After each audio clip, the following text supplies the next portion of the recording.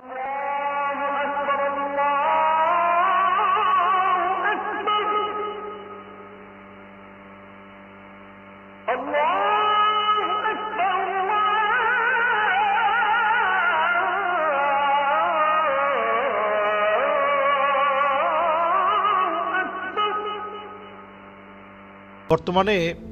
কেওক্রাডং পাহাড়ে হুন্ডা চালাতে গিয়ে অনেকেই একেবারে উঁচু গন্তব্যে ওঠার পরে কেন যেন গাড়িটা সামনের দিকে যাচ্ছে না, পুরাটা গাড়ি ভার হয়ে যাচ্ছে। অনেকে মনে করতেছেন যে এখানে জিনের কোনো কারসাজি রয়েছে কিনা।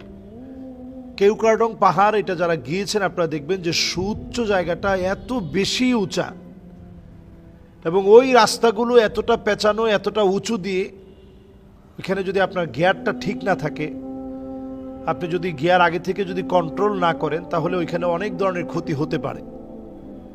কিন্তু এটা নিয়ে সামাজিক যোগাযোগ মাধ্যমে অনেকেই ভিডিও করার কারণে এই বিষয়টা আমি সতর্কতার সাথে আপনাদেরকে বলবো যে যানবাহনে চড়তে গিয়ে বিপদ এড়ানোর জন্য যদি আপনি মনে করেন যে কোনো ধরনের ক্ষতি আপনাকে পেয়ে বসতে পারে, স্বাভাবিক, যেহেতু আমরা যানবাহনে উঠলে ক্ষতি তো হইতেই পারে, তো এই ক্ষতি থেকে বাঁচার জন্য হাদিসের ভিতরে প্রাপ্ত যে দোয়া পাওয়া যায়, আল্লাহু আকবার, আল্লাহু আকবার, আল্লাহু আকবার, সুবহানাল্লাযী সাখখারা লানা হাযা ওয়া মা কুন্না লাহু মুকরিনিন ওয়া ইন্না ইলা রাব্বিনা লামুনকালিবুন আল্লাহুম্মা ইন্না নাসআলুকা সাফারানা হাযাল বিররা ওয়াত তাকওয়া ওয়া মিনাল আমালি মা তারদা আল্লাহুম্মা হাওবিন আলাইনা সাফারানা হাযা ওয়াদবি আন্না বু'দা আল্লাহুম্মা আনতাস সাহিবু ফিস সাফার ওয়াল খলিফাতু ফিল আহল আল্লাহুম্মা ইন্নী আউযু বিকা মিন ওয়াসাইস সাফার ওয়া কাআবাতিল মানজার ওয়া সুইল মুনকালাবি ফিল মালি ওয়াল আহল। আপনারা যারা বিমানে চড়েছেন উমরায় যেতে, দেখবেন যে খুব ধারাজ কণ্ঠে এই দোয়াটা পড়তে থাকে। তো আমরা এই দোয়াটা পড়তে পারি, ইয়া নাফিউ ইয়া নাফিউ ইয়া নাফিউ 21 বার আপনারা পড়ে নিতে পারেন। এবং আসলে সফরকালীন সময়ে একটু আল্লাহকে ডাকা, আল্লাহকে চেনার চেষ্টা করা। আমরা যারা কেওক্রাডং সহ অন্যান্য পাহাড় পর্বতে চড়ি অথবা একটু সফর করতে যাই, অনেকে সফরের উদ্দেশ্য সম্পর্কে জানি না। এই উদ্দেশ্য সম্পর্কে না জানার কারণে মূলত আমরা সফরে গিয়ে অনেক গুনাহের কাজ করে ফেলি এবং এতটা গুনাহে আমরা রত থাকি, এই জন্য আল্লাহ তাআলা বড় বড় পরীক্ষাও নিয়ে নেন। সফর কিন্তু এই জন্য না, শুধুমাত্র হাসি আনন্দের জন্য সফর না।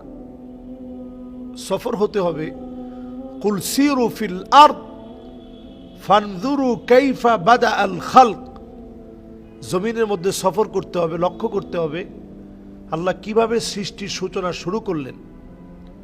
সুম্মা আল্লাহু ইউনশিউন নাশআতাল আখিরা, আবার এগুলো সবগুলোর আল্লাহ তাআলা আখিরাতে ধ্বংস হওয়ার পরে যেটার প্রয়োজন হবে আল্লাহ তাআলা সাক্ষী হিসাবে দাঁড় করাবেন।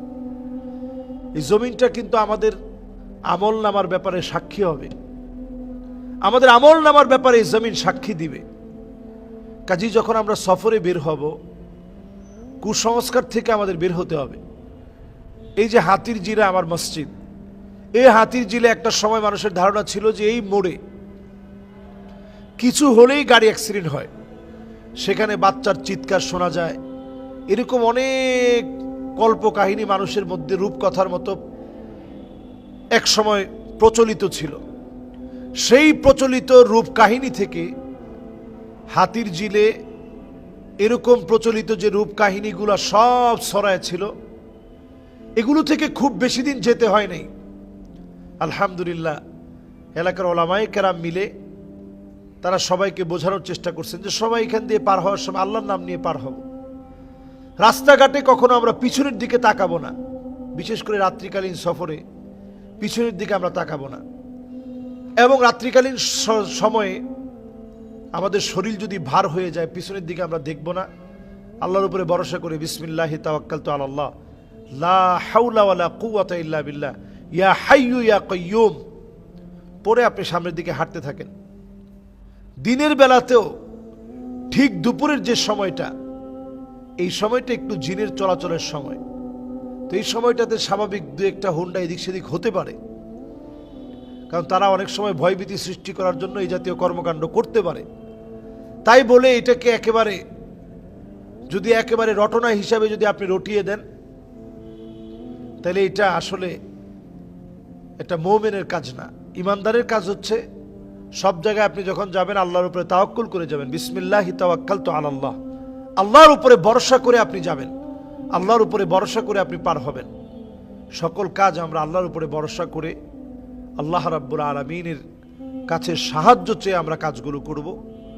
অবশ্যই আল্লাহ রাব্বুল আলামিন আমাদেরকে বিপদ মুক্ত রাখবেন, মুসিবত মুক্ত রাখবেন।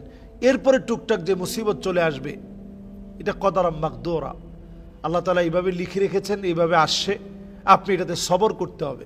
এই সবরের মধ্য দিয়ে হয়তো আল্লাহ তাআলা বড় বিপদ দিতেন, অল্প বিপদের মধ্যে আল্লাহ তাআলা সারিয়ে দিয়েছেন। এই জন্য বিপদ দেখলেই এটাকে কোনো কথায় ব্যাখ্যা না করে আল্লাহর উপরে সবর করা। আল্লাহ তাআলা আমাদেরকে তৌফিক দান করুক। আসসালামু আলাইকুম ওয়া রাহমাতুল্লাহি ওয়া বারাকাতুহু।